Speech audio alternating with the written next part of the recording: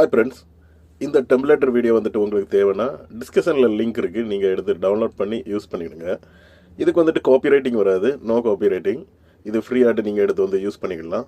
Okay நண்பா, பாய்.